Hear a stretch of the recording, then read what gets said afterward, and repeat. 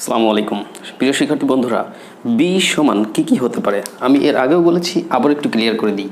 আমরা যদি দেখি যে বি এর সমান আমরা am, is, are, was, were, be থেকে বিও আমরা ইউজ করি কোনো কোনো সেন্টেন্সে, বিন এবং বিংও ইউজ করে থাকি। এখন মূল কথা হচ্ছে যে বি আমরা কোথায় কোথায় বসাতে পারি। বি অর্থ কি? বি অর্থ হচ্ছে হওয়া। এখন তুমি বলতে চাও যে আমি একজন ডক্টর হতে চাই, I want to be a doctor, আমি একজন ডাক্তার হতে চাই। এখানে বি, এই যে টুর পরে বি, অর্থাৎ এটা ইনফিনিটিভ ফর্মে ব্যবহার হয়েছে, অর্থাৎ আমি ডাক্তার হতে চাই। তাহলে টু বি মানে কি? হতে। টু বি মানে হতে, অর্থাৎ এই যে বি আমরা এখানে ব্যবহার করেছি। কিন্তু এভাবে ছাড়াও ভিন্ন ভিন্নভাবেও আমরা এই বিটাকে ব্যবহার করতে পারি। তো বন্ধুরা চলো এখন আমরা একটু দেখে নিই যে এইভাবে ছাড়া আর কোথায় কোথায় আমরা বি ব্যবহার করতে পারি। যেমন বিং, আমরা যদি এই যে বিং আইএনজি যোগ আছে যেটা, বিং ইন্ডাস্ট্রিয়াস, ইন্ডাস্ট্রিয়াস মানে কি? পরিশ্রমী। বিং ইন্ডাস্ট্রিয়াস অর্থাৎ পরিশ্রমী হয়ে, কোনো কিছু হয়ে কোনো কিছু করা, কোনো কিছু হয়ে কোনো কিছু করা। তাহলে being industrious you can improve in life, অর্থাৎ এর মানে কি দাঁড়ালো? পরিশ্রমী হয়ে তুমি জীবনে উন্নতি করতে পারো। বিং ইন্ডাস্ট্রিয়াস, পরিশ্রমী হয়ে, you can improve in life, তুমি জীবনে উন্নতি করতে পারো। এক্ষেত্রে কিন্তু বিং হতে পারে বাক্যের শুরুতেও। আবার ওকে, যেমন আমরা এই বিংটাকে আবার কোনো কোনো জায়গায় মেইন ভার্ব হিসেবে ইউজ করতে পারি, special in some continuous tenses. কিন্তু সেটা কিভাবে? চলো বন্ধুরা এটা আমরা একটু দেখি।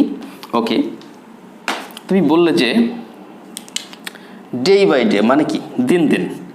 ডে বাই ডে, এবার আমরা এখানে একটা সাবজেক্ট ইউজ করব। Day by day he is being talent, he is being talent. আমরা কি বললাম? যে day by day he is being talent. Day by day he is being talent মানে কি? দিন দিন সে প্রতিভাবান হচ্ছে, মেধাবী হচ্ছে, প্র্যাকটিস করছে, মেধাবী হচ্ছে।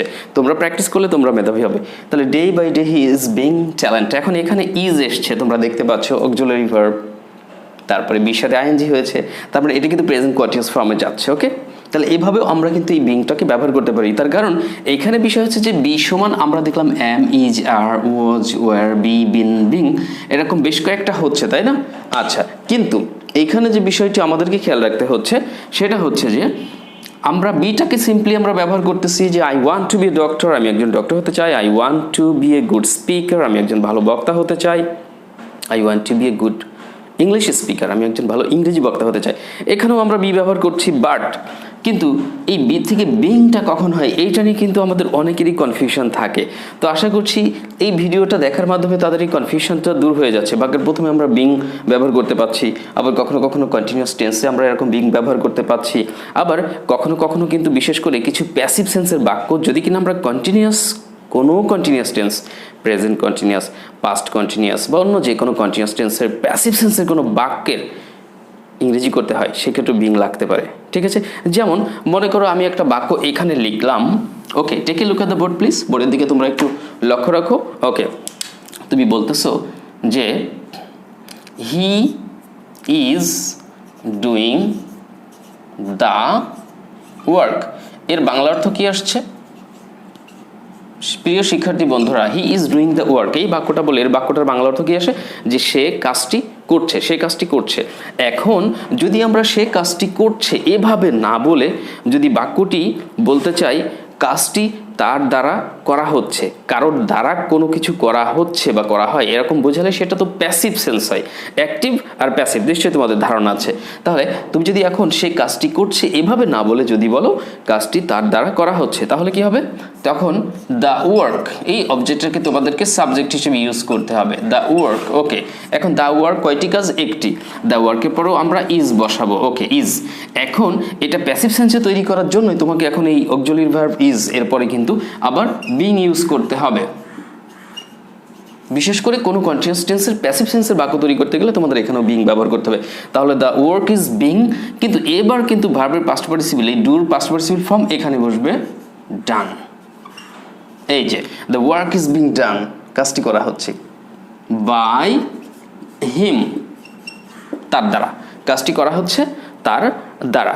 তাহলে এই ধরনের কোনো বাক্যও কিন্তু এরকম বিং ব্যবহার করতে হয়। তো বিং এর ব্যাপারে যাদের কনফিউশন ছিল আশা করি কিছুটা হলেও কনফিউশন দূর হয়েছে। তো এই ভিডিওটি দেখে যদি মোটামুটি তোমাদের ভালো লেগে থাকে তাহলে অবশ্যই রিকোয়েস্ট করবো ভিডিওতে একটি লাইক দিয়ে দাও বন্ধুরা, এবং যারা নতুন ভিউয়ার আছো তারা এরকম ছোটোখাটো সুন্দর গ্রামাটিক্যাল কোনো বিষয় শেখার জন্য, খুব সহজে শেখার জন্য আমাদের চ্যানেলটি সাবস্ক্রাইব করে রেখো। ওকে, অনেক কাজে লাগবে। আর হ্যাঁ, যদি বাড়িতে বসে তোমরা খুব সহজে ইংরেজি শিখতে চাও তাহলে আমাদের স্পোকেন ইংলিশের বইটা গ্রহণ করবা তোমরা। এই স্পোকেন ইংলিশের বইয়ের লেসনের ভিডিও ক্লাসগুলো আমাদের ইউটিউব চ্যানেলে খুব সুন্দর করে সাজানো আছে, সিরিয়ালি সাজানো আছে। লেসনগুলো, ভিডিও ক্লাসগুলো তোমরা এই বই থেকে দেখবে, বাসায় প্র্যাকটিস করো। স্পোকেন ইংলিশ কোর্স বাসায় বসে কমপ্লিট হয়ে যায় খুব সহজেই।